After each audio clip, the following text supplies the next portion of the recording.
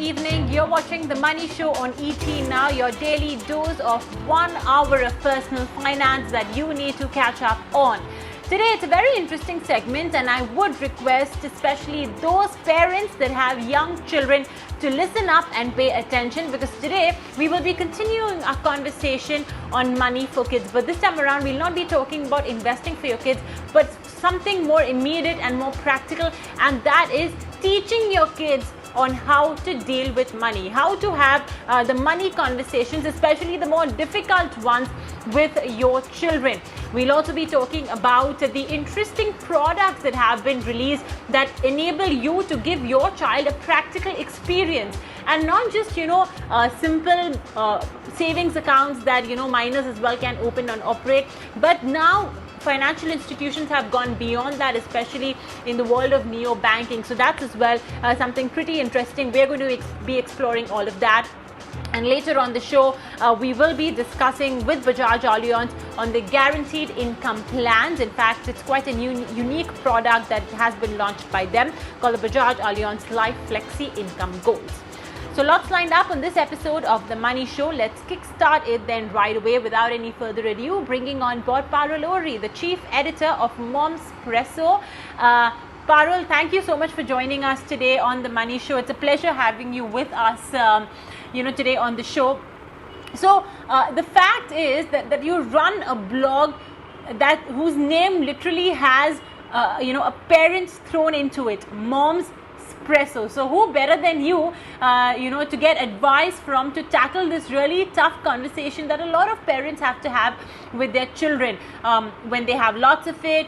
And even more so when they don't have much of it, that's when you really need to ask the child as well to sort of rein in, to pull up, to lower their expectations in terms of their demands and wants. So I just want to start off by discussing all of that with you, Parul.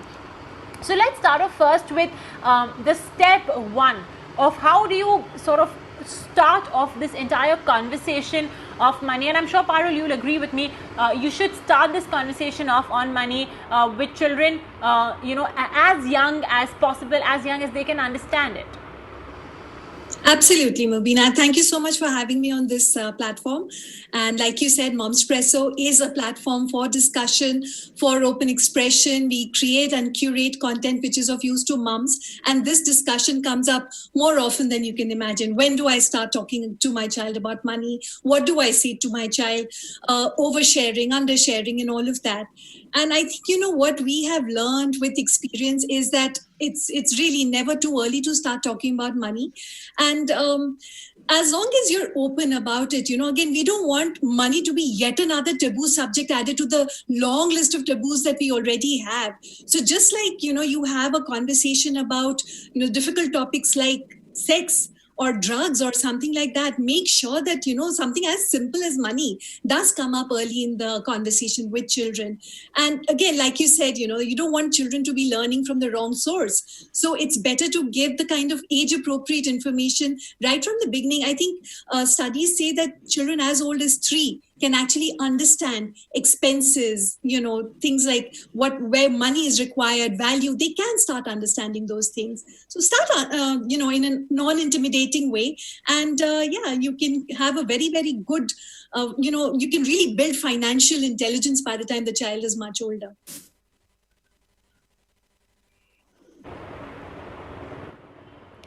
Parul, and all the more, right, when you say 3, I suppose that age is further decreasing, because in today's day and age, literally every child has a tablet or access to the internet, which again opens them up to a plethora of information, and easy access, right? So I think all the more that influences them on their demands, on their wants, and all of that. I'm sure you as well as a parent, and the discussion that a lot of your the other parents on your blog as well do tend to have is that my child tends to throw a fit if he or she is not given a particular item. It could be a materialistic item more often than not. So again, that concept of frugality, that concept of the value of money, that could be very tricky. So and many parents don't want to say no to their child right away. So how do you manage that bit?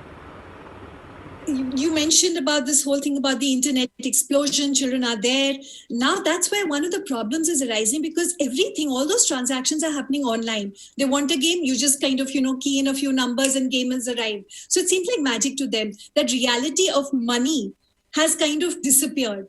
So I think the first thing that one needs to do is to talk them through every process. So when things are better and we're out shopping and everything, make sure that your child is involved in a cash transaction, in a credit card transaction, and talk them through the process that what does this really mean? Money is not just coming out of thin air. Money needs work. So these are the values you need to associate with money. And it's really not difficult to do. You have to relate hard work, papa going to office, mama going to office all day long, so to be able to get a salary at the end of the month.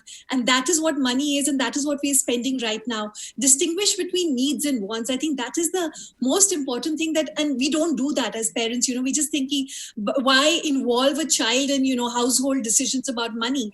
But the whole point is that it's not a household decision if the child doesn't understand his own needs and wants, the difference between his own needs and wants. So if you're going out to the market, and like you say, tantrums are common. I mean, they're natural. We throw tantrums, of course the kids will also.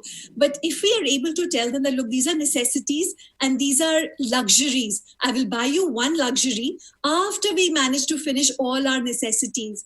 And that also, at the end of the day, handling money is a life skill.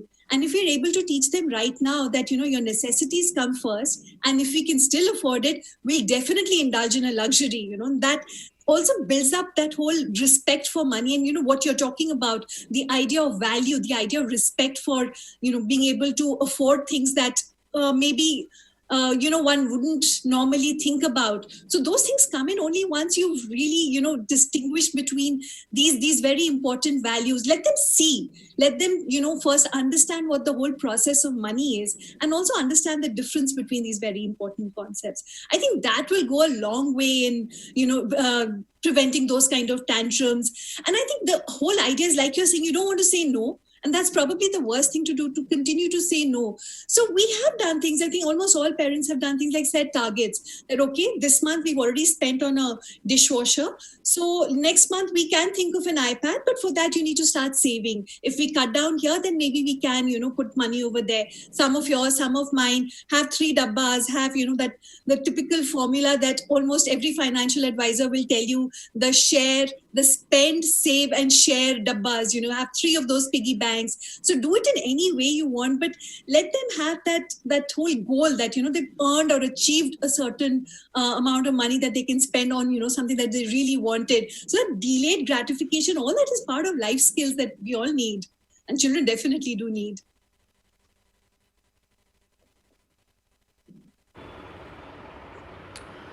Okay. All right. It's interesting that you started off by explaining the concepts of need and luxury, because even as adults, when we want to go to a financial advisor to get our expenses, more importantly, in check, the first thing that we have to do is bifurcate between essential expenses and those that are more aspirational or luxury in nature. So yes, I guess it's also important to start off that bit with your children as well. It's a very basic bit. And now all the more, Parul, it has gained a lot of prominence. The reason why I say this is because, unfortunately, we are in the midst of the COVID crisis that has created this whole environment of lower incomes, job losses, etc. You mentioned the point of oversharing and undersharing. So if we are in the midst of a crisis like this, unfortunately, this is not our first, this is not our last. So when we do find ourselves facing some sort of money trouble, to what extent do you recommend, is it important to share it with the child? It depends upon the age of the child, of course. You don't want to overwhelm them with, something which is, again, very distressing. As it is, there's so much uncertainty. Kids are also getting their information from all over the world, from the internet, from their friends, peers, etc. So you don't want to give them yet another aspect to be worried about. But if the child is old enough and, they can understand things, why not? Why not, in a very, very broad manner, give them a realistic picture of how things work. and how things are currently, that yes, things are a little tight, and because of this, we've come down on the kind of expenses we can do, but nothing to worry about. I think that is most important, to reassure the child, just like you would reassure yourself. I think at the end of the day, what we do, the one of the biggest mistakes all of us parents do, is we talk down to the children. And if you treat them as not adults, but as people who can understand what you're saying and not talk down to them, I think they will also relate with that and be able to act in accordance with the situation. So you don't, I mean, when we're sitting at home these days, we are, of course, we are, our only expenses are online, and somehow you just feel like indulging in something. That's where you can explain to them that, okay, this month, let's not do this. And don't overshare, but don't undershare either. Please, we have to be realistic and put that realistic situation across to the others. Another point, of course, is that, related to other people. And, we're always talking about, there is this whole spectrum of being able to afford things, of income capability or capacity or whatever. And I think children should be privy to that, because in school they're going to be interacting, their friends are going to be all types, right? All from all economic levels and households, etc. So if that child can afford the latest iPhone model as soon as it comes, then your child is bound to ask, why can't I? So they should be aware of the entire spectrum that exists, that yes, there are people who can afford so much, and there are people whose 3 months salary is equal to that one high end gadget that you're talking about. So if you present the realities and tell them that, look, we were there that time, and right now we're just a little below what we were initially, but we are still okay. We're not going to be having troubles, but yeah, we're going to be cutting down on a few of these unnecessary luxuries, which maybe we can attend to later. So they're aware of those realities. I don't think there's going to be any problem. Kids are more understanding, more resilient, and more flexible than we give them credit for. So, and especially if they're old enough, if it's a teenager or a tween, they're already, to some extent, they know what is happening. So they will appreciate an honest conversation from the adults, from the parents, and certainly abide by, whatever outline that you set down for them, for all of you, for the family. This should be a family goal rather than a top-down approach again.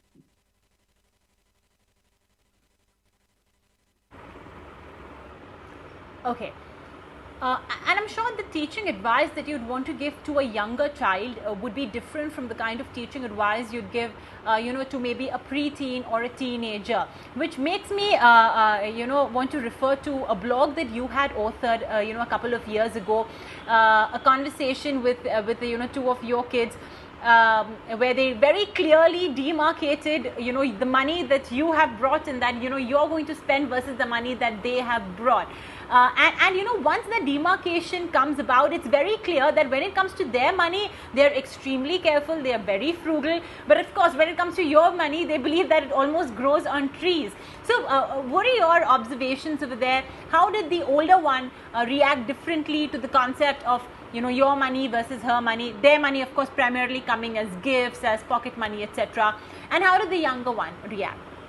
No two children are alike, and all parents know that already. And the same was in my household. So we had these very interesting conversations about money, because I realized that the older one, so they have their own money in the sense, the gifts that come in from their grandparents and from relatives and friends, birthday money and all of that. We haven't started an allowance system. There is no pocket money which goes, because there are enough of those gifts which come in anyway. But so there is that, they know that from the beginning, they've known that there is a concept of my money and mama's money. So the family money, that is. So they, for my older one, there was really never a problem. If at all she wanted to spend, it would be spent on books and everything. And I never said no to that. I would probably spend on my own. The younger one was, of course, very indulgent, and she would like to buy herself stationery and pretty looking, notebooks and stuff like that. Of course, I mean, everybody does like that. And I would indulge to some extent. And I would tell her that, okay, beyond this, if you want to spend, you spend it with your own money. It was automatic. She would say, oh, no, it's okay. Then I don't really need it. There was one time in that, the famous tantrum that happened in the store. There was one neon pencil, which was some 200 rupees or something, which I just thought was a waste. And she was insisting that she needed it.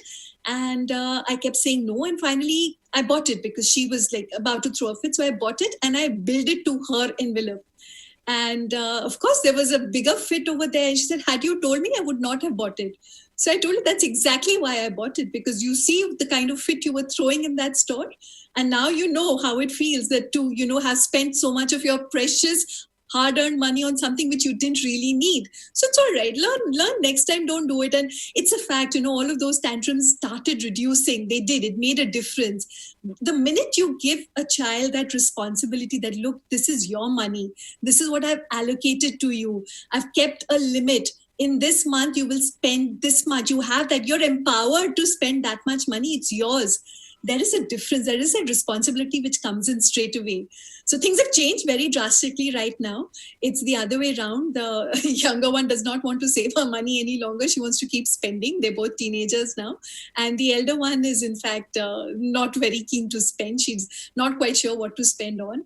But I think those initial lessons probably have kind of given them some kind of, sensitivity as far as the value that, okay, there is only this much money. There is a certain kitty and it does not grow on trees. So we're not going to be able to get more than that. But it was very interesting that right in the beginning, I think when they were about 6 and 8 years old, and I had asked them these questions that, what is money to you? So they said it comes in notes, in coins, there's credit card, and there are vouchers. So, they're already, we think that children are not aware of money, but they've been aware of money right from, like the time they started getting gifts, and they're exposed to, they see you handling transactions and everything.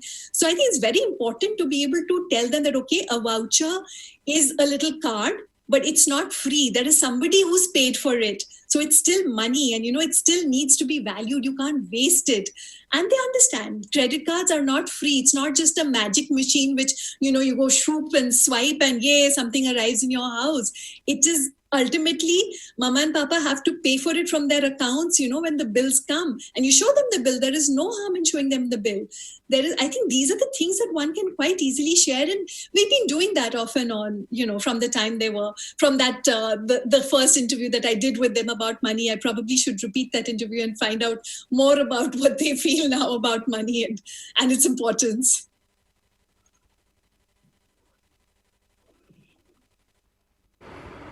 Oh yeah, I'm sure the answers will be completely different. But yeah, Parul, I think from what you've said, I gauge that one recommendation from you, for all the parents watching, is that one of the best ways to essentially, teach children the value of money is to give them, a little money and say that, okay, you know what, this is all the money that you have for, this entire month. And you can sort of spend from this money, and that in itself will lead to them rationing it in their head, using it wisely, perhaps then making them realize whether a particular product is, worth the buck or not, the limited buck or not, and make them realize that, what, our parents are not this unlimited ATM machine who will just wherein we can just sort of, with the help of whom we can just buy whatever we want whenever we want. I think that's I suppose something that is also being reflected very clearly when you gave us the example of your daughter. Okay, just one question that I want to ask you also, Parul, in continuation with that.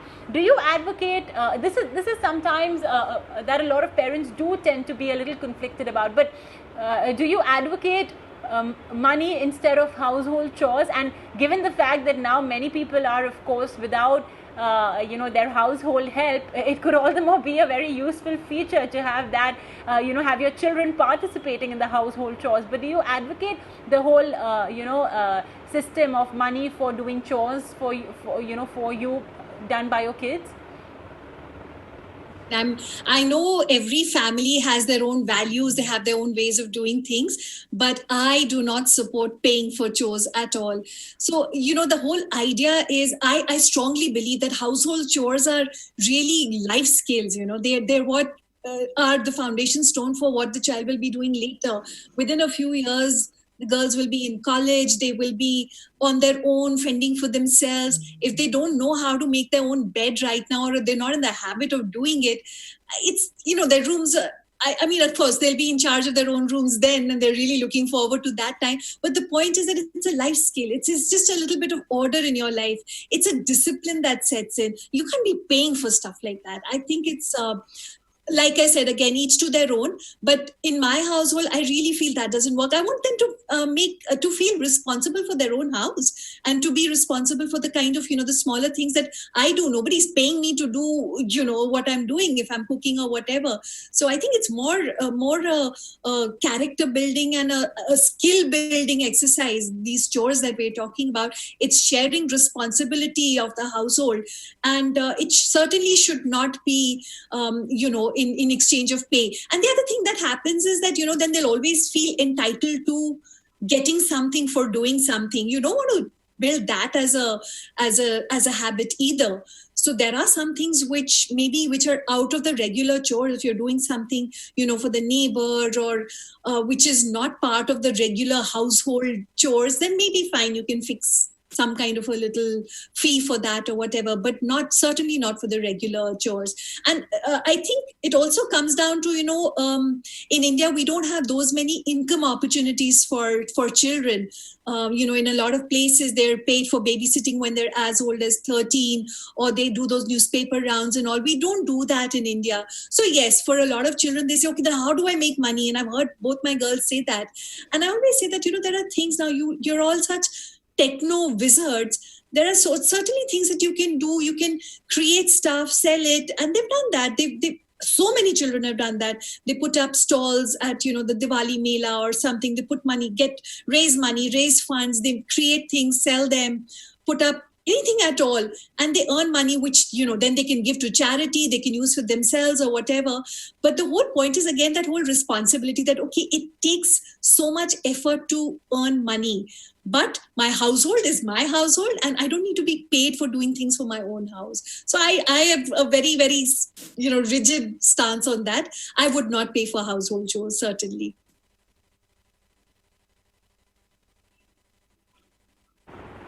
Yeah, you also don't want to, risk raising a very, very capitalist child then as a result of doing this. But, Parul, it was a great conversation, and thank you so much, for sharing some of the very, very valuable advice, with all of our viewers, with all of our parents as well, who at this point of time, may be a bit perplexed as to how to bring forward this very tricky conversation with their children. It can be very tricky sometimes discussing it even with other adults. So with kids, it's even more tricky.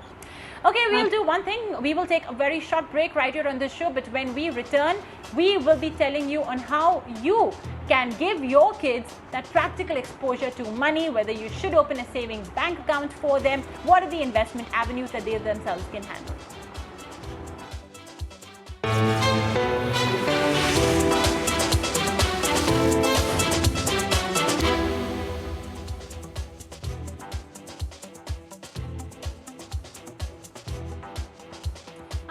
Welcome back. You're watching The Money Show on ET Now.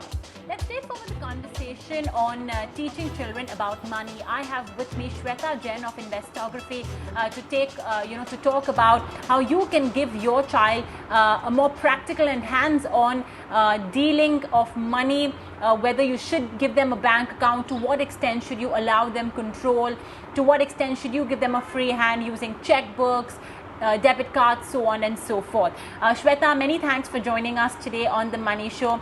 To start with, and before I start by talking about whether kids should have their own bank accounts, etc., it's before that, in fact, it's also more important to explain them and introduce them and encourage them towards the concepts of savings, towards the concepts of investing. And obviously, investing is something that maybe they cannot be started off on at a very young age. But how can they be encouraged to do so once they are older enough to understand it? If you could start by talking about that. I'm Veena. Thank you for having me on the show. So I am a big propagator of kids having their own bank accounts. In fact, my son is now 9. We opened his bank account when he was a couple of months old because we wanted to make sure all the gifts that came for him were deposited in that bank account. We wanted that sort of to grow and show him how investments work later on. Of course, time passes by very quickly. And he is now involved in the bank account to the extent of, first we started off with, say, him depositing little cash in the bank. So we made him take a trip to the bank. In fact, he was quite fascinated. He spoke to the tellers. He spoke to one of the managers in the bank about how things work and how he's depositing money. He saw a pay slip, a pay slip that he had to fill out. So things like that. So that, I think, quite got him quite excited about money. And this is more than a year and a half ago. So he was about 7.5 when he went to the bank.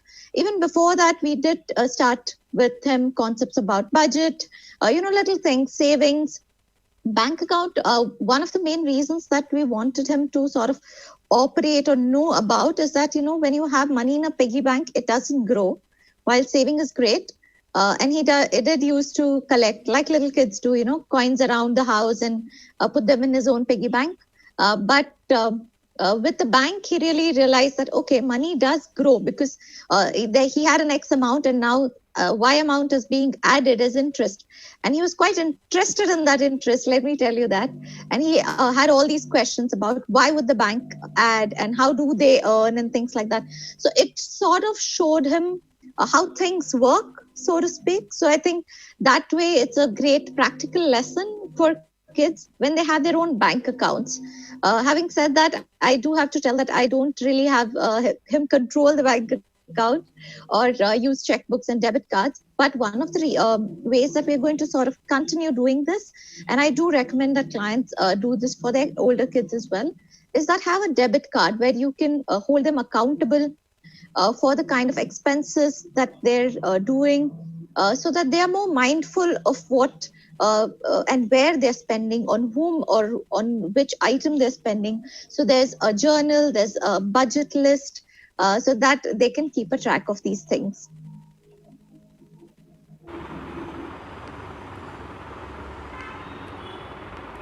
Okay, accountability. I mean, while you have, of course, opened up a savings account, you may give them a debit card, but it's important to ensure that your child is accountable for every expenditure that he or she may have incurred, via this bank account that they own. And yes, Shweta definitely is in favor of, giving your child a savings account that, according to her, is one of the best ways to teach them the practical experience of dealing with money, of investments as well, how interest works, how the fact that, keeping all your money in a piggy bank just does not work. And Shweta, I really like how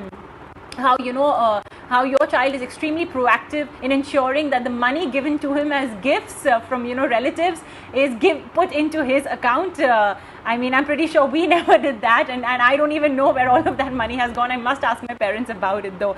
To what extent, Shweta, would you suggest that a child is involved in a financial decision-making process?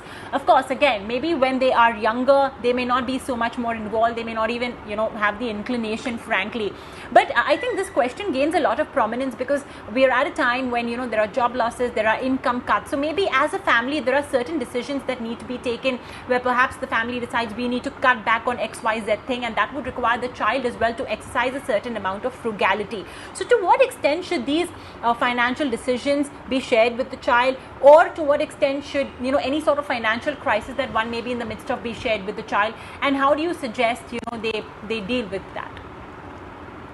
So I think this is more a lifestyle than of just a financial decision, because everything that impacts our lives involves money pretty much, and money impacts our lifestyle very, very strongly. So in fact, I come from a Marwadi family and I can stereotype us, but we do talk about money as, a general topic. It's not a taboo subject in Marwadis.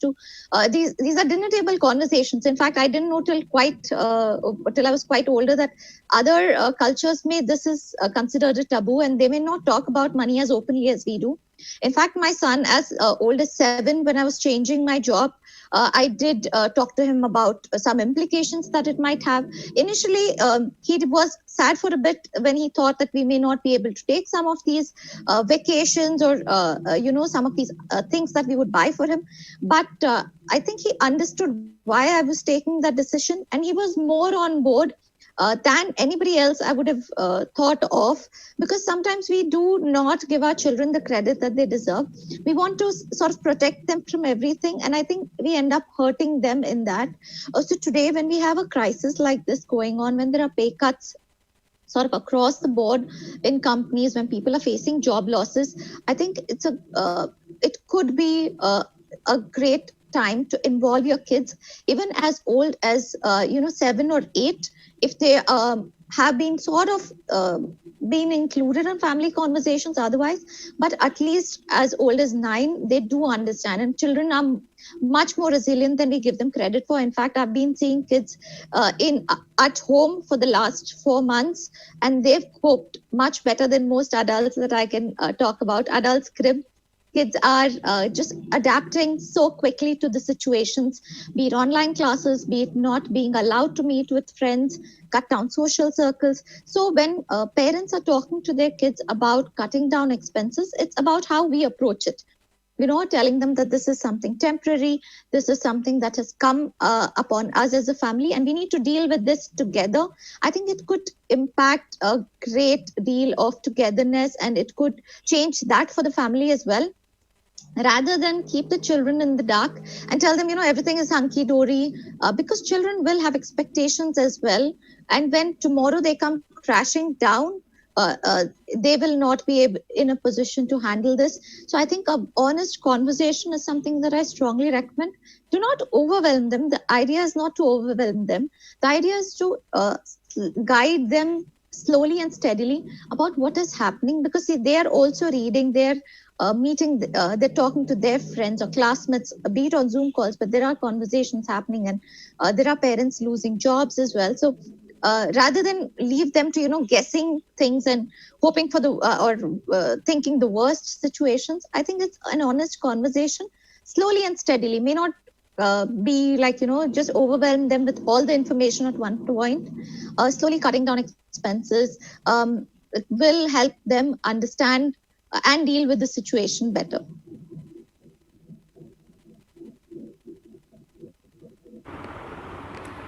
Okay. Shweta, you mentioned at the beginning that you do advocate a savings account for children, and now banks and financial institutions as well have come out with these very innovative products, specialized bank accounts for minors with their own passbooks, personalized checkbooks, etc. Now you mentioned one way of keeping control is a debit card. Are there any other checks and balances that these specialized bank accounts specific for minors do provide, so that parents can keep adequate control? They do keep you posted on expenses via SMS transactions that happen. So then the parents are sort of in the loop, so to speak, which is why I don't promote a credit card even for somebody who's 16, because things could get out of hand very quickly. In fact, I know kids as young as 8 shop online today. And that for me is a little bit worrying, because there are parents who say, we just realized this transaction happened after 24 hours or 48 hours or whatever. So that I think I would not strongly recommend that they just, get their kids to shop online. I think that permissions and, information and keeping the parent in the loop is very, very important. Banks, however, do have these options where you are immediately informed of the transactions that are happening. And I think that is something that we need to make sure that parents do take control of.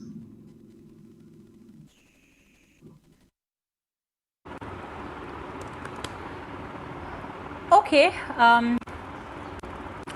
Excellent. Well, on that note, Parul, thanks so much for joining us today on the Money Show. Really appreciate it. You giving us all of that interesting advice. One of the best ways really to teach your child about money is giving them practical exposure, hands-on exposure on how to deal with their own savings account, giving them a budget, and that will also make them more frugal with the kind of spends that they essentially make.